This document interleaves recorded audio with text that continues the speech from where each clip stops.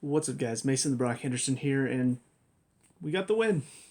It's one of the few positive things we can take from this. Yeah, obviously, I've been away for a little bit, haven't done much of anything.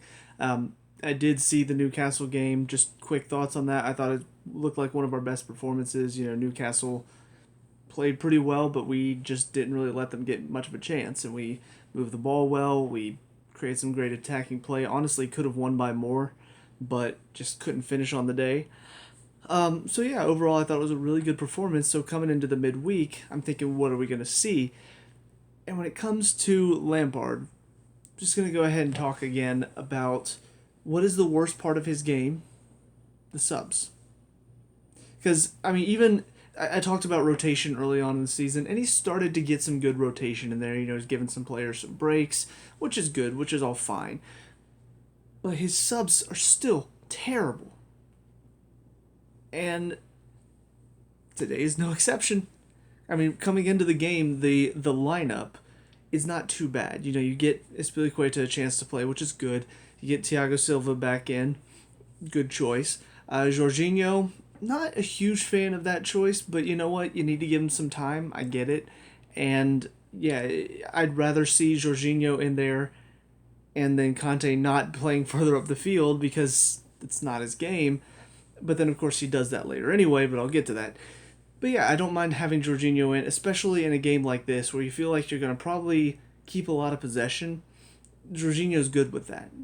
He's not the best defensively, so if you're going up against a team that's going to have a lot of possession, who's going to constantly, keep attacking you, he's not the best player. And we saw that in the second half when Rennes started doing that against us. He became probably our worst player on the pitch.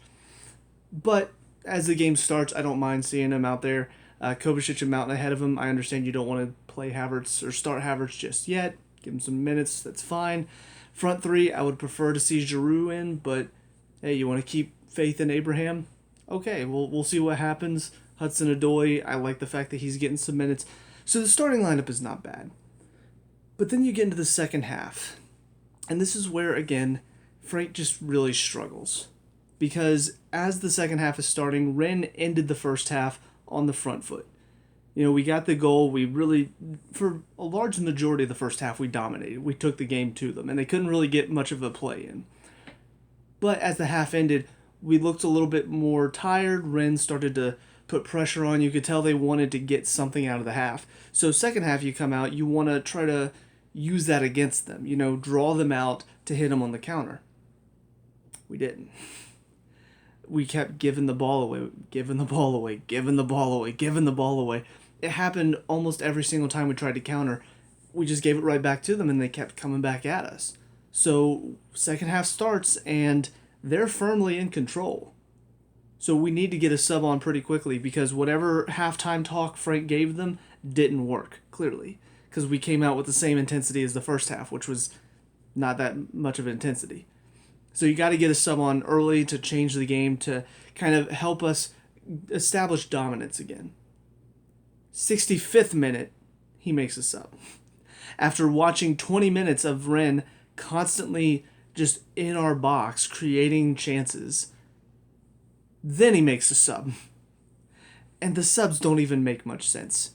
You got Conte coming on, okay, fine, he's more defensive, but you bring him on for Mason Mount, which means not only is he going to be further up the field, but you brought him on for, at the time, our best midfield player.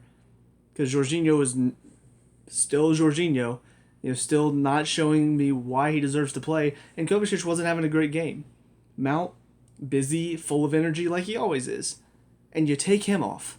Maybe he's trying to rest him for Tottenham, but if you're going to put on Conte for your hardest working midfielder right now, then drop Conte deep. Make sure he's sitting the deepest. But no, he doesn't do that. And we know he's not going to do that because whenever Jorginho and Conte are on the field, for some reason, Lampard's like, well, I know Conte plays out of his mind whenever he's sitting the deepest, but you know what?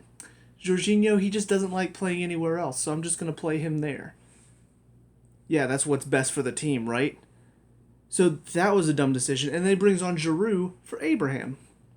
No, it's not like Abraham was having a fantastic game. He wasn't really as involved as he could have been. But Timo was playing probably the worst game of his life today. I mean, let's just be brutally honest here. It's nothing against Timo, nothing against what type of player he is. He's still a good player. He's shown us this season he is a really good player. But even the really good players have their off games. You can't tell me that Messi and Ronaldo have not had games where they've not done anything. I know they've had games where they've not done anything because I've seen some of those games. There's always going to be those games where they're just not involved. They're not really doing anything. And this is where the argument of do you kill confidence? It kind of, for me, is a moot point when you get to a performance like this. Because it's not about killing confidence, it's about helping the team. And honestly, if you leave him out there and he continues to miss, the confidence is getting killed anyway. So better to bring him off and say, hey, just not your game today, don't worry about it, shake it off, be ready for the next one, than to send him out there for 90 plus minutes and he continues to miss sitters and now he feels even worse about himself. Like, I don't get that. And on top of that, because Abraham was, again, not his best game either, but he was still providing a little bit. He was still working hard. He was still getting on the ball and making things happen. Werner, even when he was on the ball, wasn't really doing much. Not only was he missing sitters, he was missing easy passes today. He just was not playing well. So, again, I get the idea of, well, you don't want to just yank him off because he's playing bad. That kills his confidence. Yes, but also, if you yank him off before he can continue to play bad, then it doesn't kill his confidence nearly as much. You know, and that's, I really don't get that. I don't get that point in a case like this, where he's having probably one of the worst games. And it's not like, it's not a Barkley situation where every game is like this. He's had good games this season. He's shown what he can do this season. But past couple games, he's not been showing us what he can do. He's been missing a lot of easy chances. So, give him a break. Say, look, hey, let's work on it in training. Let's get you back to where you were. Because I'm sure the international break didn't help.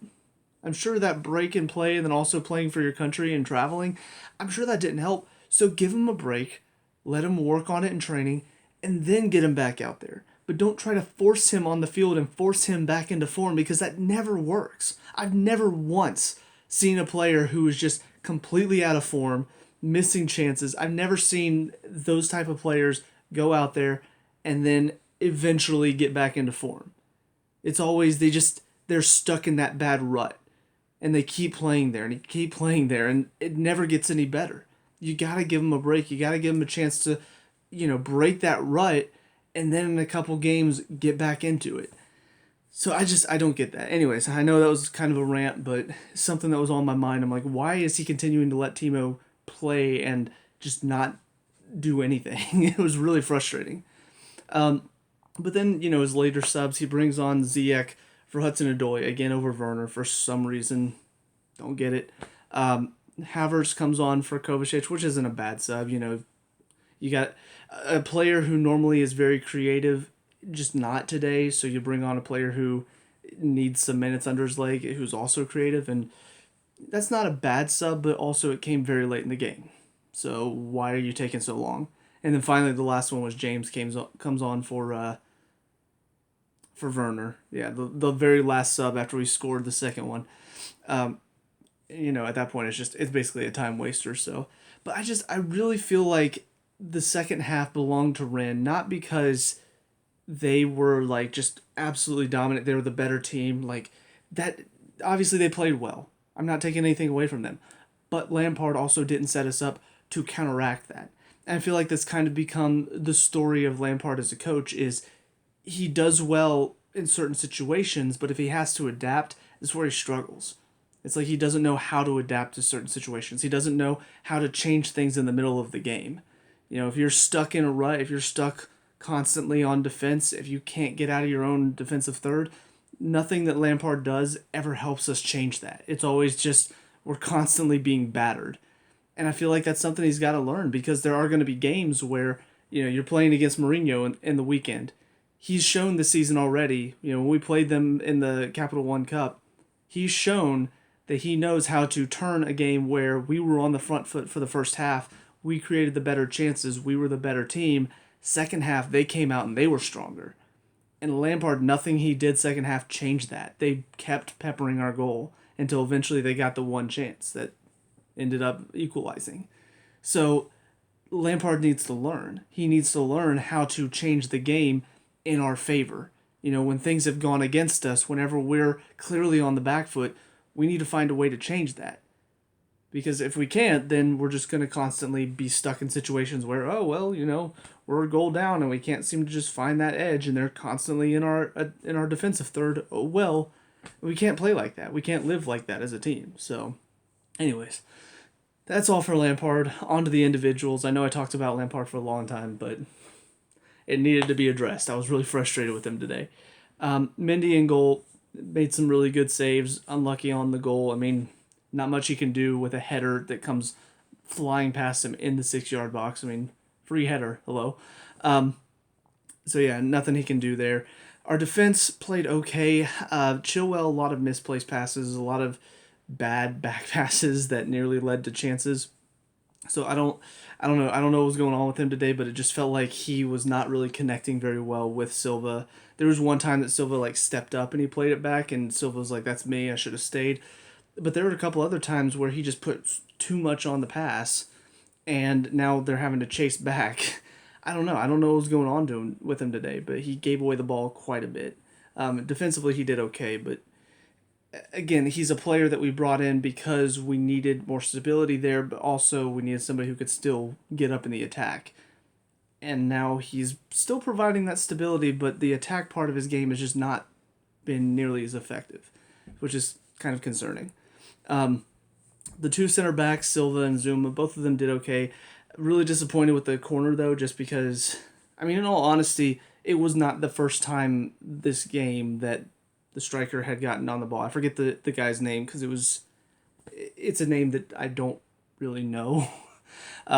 So it was like Gasai or something like that. But this is not the first time he's won a header. The goal that he scored, this was not the first time. He won, I think, the past 3 headers. And nobody's marking him. Nobody is making sure he can't get there. Nobody is tracking his run. It's still a free header. And I don't know, you would think after the first couple, the one where he heads it and Mendy makes a save and then kicks it back into his hands, you would think on the next one, they're tracking him or they're talking. They're making sure somebody's marking him. Somebody step up in the defense, whether it's got to be Silva or Zuma or Dave. Somebody tell somebody, hey, get on him. Make sure he doesn't have a free header. And instead, what happens? Free header right on the top of the 6. So I'm really disappointed with that because we've been pretty decent on our defensive corners. We've done okay. But today, for some reason, we couldn't figure it out. We couldn't figure out who was marking who. There were several opportunities that Rennes got off of corners that we've not really been giving up in the past few games. So I don't know whether Rennes is just that good on corners or if something was going wrong today, but whatever the case, we looked very weak on corners, and that's not been the case ever since Mendy's come in. Ever since Silva's come in, we've not looked that weak on corners. With Kepa, of course, it makes sense because you've got a keeper who's 5'3", something like that. So I mean, obviously he's going to struggle in the air. He's not going to command his box like Mendy is going to. But also just defensively, I felt like we looked a lot more organized this season on our corners. We've looked a lot more. It's still the zonal marking, but you've got a player who is there and he's reading the play and he's ready to win the header. And so today to have so many corners that came in and nobody is tracking, nobody is stepping into the guy who's having the header, they're just free header, here you go, have fun. It's disappointing, and I don't know who's to blame, but somebody's got to take the blame here.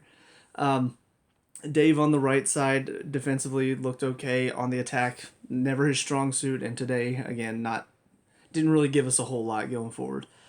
Into the midfield, Jorginho looked like Jorginho. I still just, I don't know. It's not like he didn't do anything good today. It's not like he just had the worst game ever and he was the worst player throughout the entire game. There were worse players out there than him today. But I just don't understand how he can continue to get beat defensively and not learn from those mistakes. It's like Christensen. With Christensen, he continues to get beat in behind. He continues to let players run in behind him. He continues to have moments where he sees the striker, but he doesn't step until the ball's already been played, and they step in too late, and now he's already beat. Like, it happens so many times. I wonder, does he see it? I feel the same way about Jorginho. There's so many moments where he steps to the ball, and then the ball gets played here, and then this guy that was on the ball just runs right past him, and he just turns and goes, and now that player's wide open top of the box with nobody marking him because that's Jorginho's man. And I don't know, how many times does it have to happen before he finally realizes, hey, wait a minute, maybe I should track the runner. Maybe I should go with him to make sure that he's not wide open, because that's kind of my job right now. I am the defensive midfielder. I should probably defend well. But he doesn't, and he never learns from it, and it just keeps happening. And even on the ball, like today, yeah, he keeps possession decently enough, but where's the passes that we've seen once or twice in 5 games? Like, where are those passes now? In the past few games he's played, he's not done anything. And today, especially, God, they were so high in the first half. They were so high up the pitch. All you got to do is just dump it in behind and let either Tammy or Timo run onto it, because they both got the pace to. And they were sitting, like 10 yards off of the half field when we are 20 off of the half field. All you got to do is dump it in behind and just let them run. Never happened. I don't know. I don't know what Lampard sees in Jorginho that makes him think, yeah, I'm going to keep picking him. I'm going to still give him a chance. Because at some point you just got to say, enough is enough. You're not playing well. Here's the door. And I'm not seeing it. I'm not seeing it. I'm somebody that has advocated for give him a chance, see if he can grow. We've seen glimpses of what he can do. We've seen glimpses of the player that he can be, kind of a Cesc Fabregas-esque player. But he doesn't do it enough, and he's not doing it now. So, enough's enough. You know, this was a game that cried out for Jorginho to be kind of the calm presence in the midfield, to keep possession in the second half, to calm us down, to let us work the ball and work them. But instead what was happening was he wasn't doing any of that. And defensively he wasn't helping with the tracking of runs. And they just had free reign to run through our midfield time and time and time again. And that's where a lot of their best play came from, was through the midfield, because Jorginho's not good enough to stop it. So again, hopefully, I don't know if Declan Rice is ever going to be an option for us. I feel like West Ham is pretty much going to try to keep him as long as they possibly can. But I feel like you need somebody like Declan Rice as a backup option for Conte, because Jorginho's not a good enough backup option. And having Conte out there further up the pitch with Jorginho's deeper is just stupid. I still don't understand why Lampard does that, but who knows? Mount was probably one of the better players on the pitch today, just constantly working, really putting in a good shift, and it's what he does every single game. And honestly, one thing I did notice today that doesn't normally get talked about is his attacking runs and how dangerous and how distracting they are. In fact, on the build-up to the first goal, there's a moment where Kovacic has the ball on the right side. Mount makes a sprinting run, which causes the fullback on their right side, to have to step in to help cover for him. So then it comes all the way across, and Timo's out there with a ton of space because Mount has drawn that player in. That's the type of stuff he does, and it's not the only time he did it. He had several moments where he was making runs and drawing defenders and just causing issues that make the defense have to adjust, because he's always making runs. He's never just standing and waiting for things to happen. And that's the type of player that I want to have on the pitch. And again, maybe Lampard was just resting him, but I still don't understand why he was the first player to come off today. Like, he was making things happen. And even the second half, while Rennes were the more dominant force, he's still working his butt off. He's still out there trying to make things happen. And on defense, he's putting pressure on. He's not letting them have time to breathe. I don't understand the decision from Frank. Kovacic today, though, probably one of his worst games for us. He's a player that normally is so consistent on the ball. Like, he hardly ever loses possession. Defensively, he's always tracking players. He's always there to stick a foot in and try to disrupt the attack. But today it just wasn't happening. He kept losing the ball. On defense, he wasn't really tracking runs. He was like late stepping in. You know, player gets the ball, he's like, oh, I better go attack that. And by that point, the player's already taken a touch and found another pass. So he just didn't seem up for it today. I don't know what was going on. I don't know if it's just tiredness or if it's something else. But yeah, today was definitely not one of his better games. Into the front three, Hudson-Odoi, probably one of his better games, at least in the first half. Still disappointed that second half tends to be where he drops off. First half, whenever he starts, he typically starts very well. And even when he comes on as a sub, he starts very well. But it's like he doesn't have the endurance to do it for a full 90. And you can see that in games like this, where first half, he's making things happen. He's working back. He's tracking runs. He's making runs on the front foot, that's creating opportunities. Actually, I take it back. The Mount run, that wasn't for the first goal. It was for one of our best chances in the first half. Yeah. It just hit me. I'm like, wait, no. Hudson-Odoi scored the first one. It was a ball in from Mount. I don't know what I was thinking. But no, I mean, great run to set up the goal and very calm finish as well. First half was his. But then second half, hardly even remember seeing him because he fades out. He loses the energy. And I don't know if it's an endurance thing or if it's something else, but I expect to see more from him. And I know he's still young. I know he's still got room to improve, but I want to see more from him. I want to see him continue to grow, and I want to see him get to a point where he's not one of the first subs off because he didn't do anything second half. I want to see where you can't sub him off because he's still creating opportunities and he's still one of your best players on the pitch. So a little disappointed from that. Tammy had his moments, had a few moments where he looked to be creating opportunities, linking up play really well. But for the most part, still not quite enough from him. And, of course, it's not helped by the fact that Giroud comes on and then scores the winner. But I really do feel like he's a player that still should be fighting for his position. Even though, obviously, Timo can play wide and Pulisic is still out hurt, so you feel like he is going to get some good minutes. But he's still not showing enough why he needs to be out there. Because, yeah, he has a few good moments here and there, but he's not always involved. He's not always looking to create something. And I feel like if you want to be the first choice striker, you got to be a striker who anytime the ball comes up, you're in and around the situation.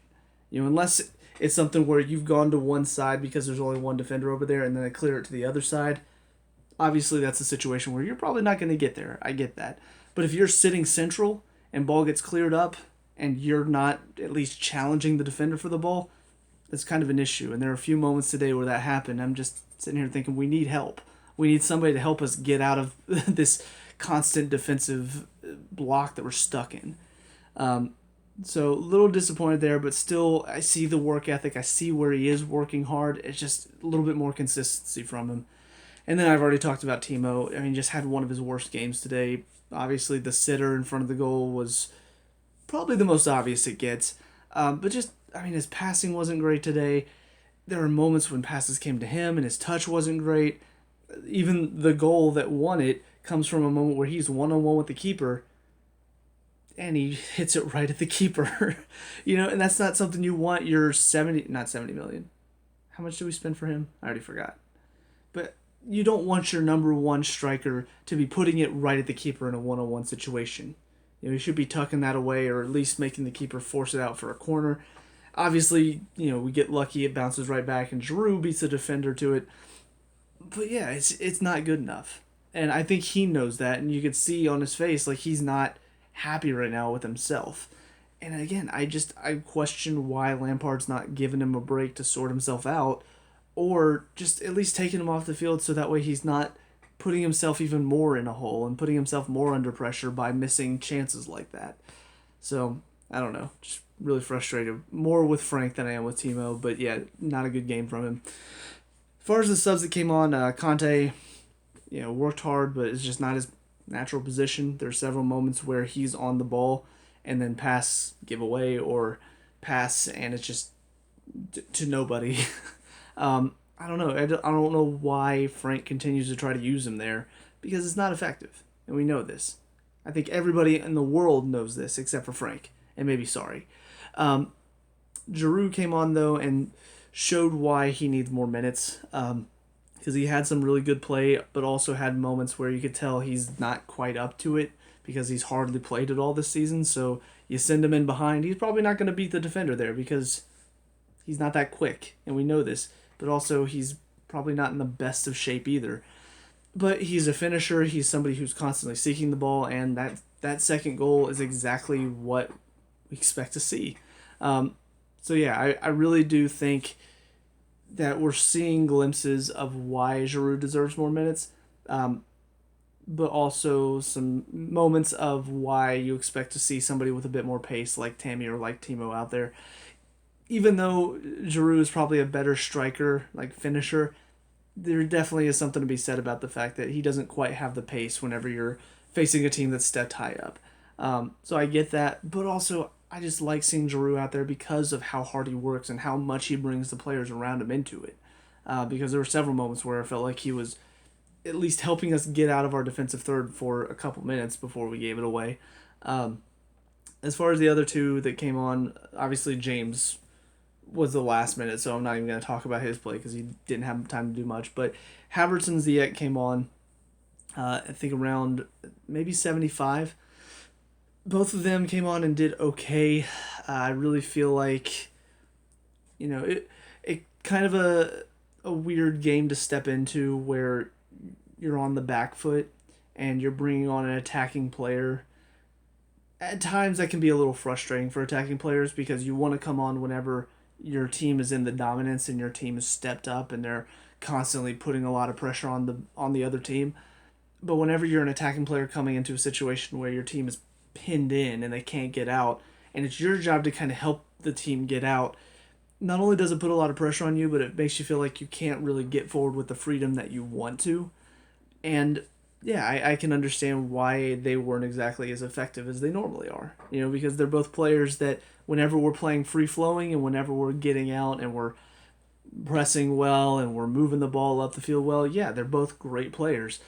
But in a game like this where it's very scrappy, Rennes is constantly putting pressure on, and the team as a whole is just very stagnant and not really working and flowing up the field very well, yeah, it's not going to be great for both of them. So I do feel a little bit bad because they're both players that do need minutes. Havertz obviously needs minutes because he's coming back from being quarantined. Ziyech needs some good Champions League minutes because, obviously he's playing really well in the Premier League, but to do both is really going to start to help us because Champions League is where I think things get a little bit tougher for us because we've sort of figured out, I think, what we're doing in the Premier League. We figured out how to kind of adjust to situations in the Premier League, but Champions League is going to be a big ask for us to do both this season. So to have Ziyech available and to have him getting minutes in the Champions League as well and being able to play with the same intensity, I feel like that's going to be really beneficial for us going forward. So the fact that both of them need these minutes and had to come on in a difficult situation, I do hate it for them. But with that being said, they both did work hard, and I liked what I saw from them. It just wasn't enough to really shift the balance in our favor.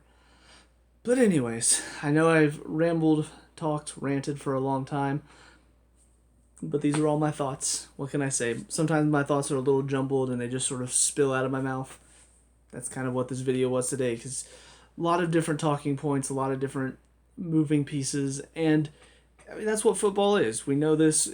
It's never just as simple as, oh, well, you put this guy out here and that'll fix everything. I get that, and I understand that it's not as simple as, well, you just got to make the right subs. But it often does feel like that Lampard, I don't know, his subs almost seem sort of predicted.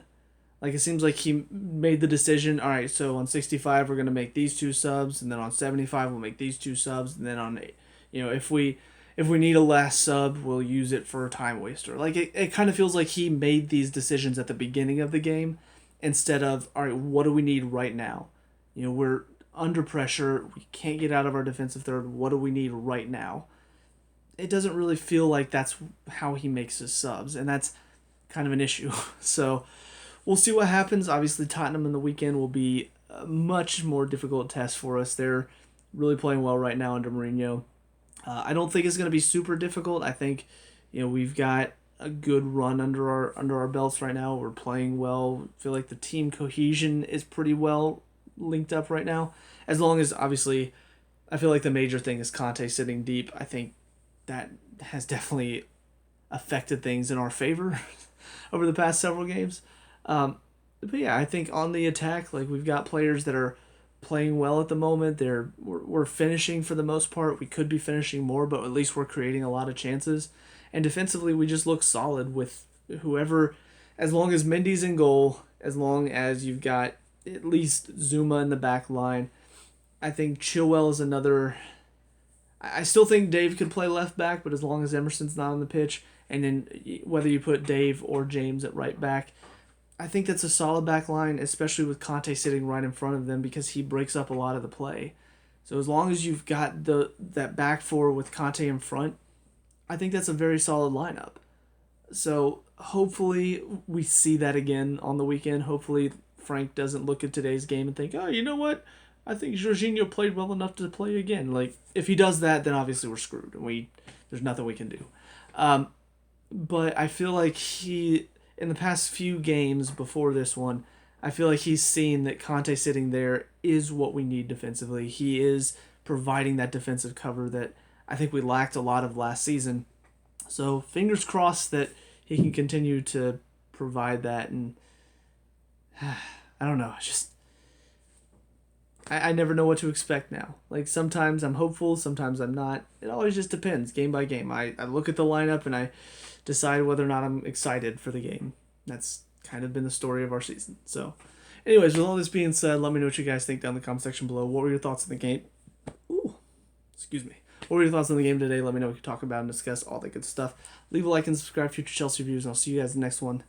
Peace out.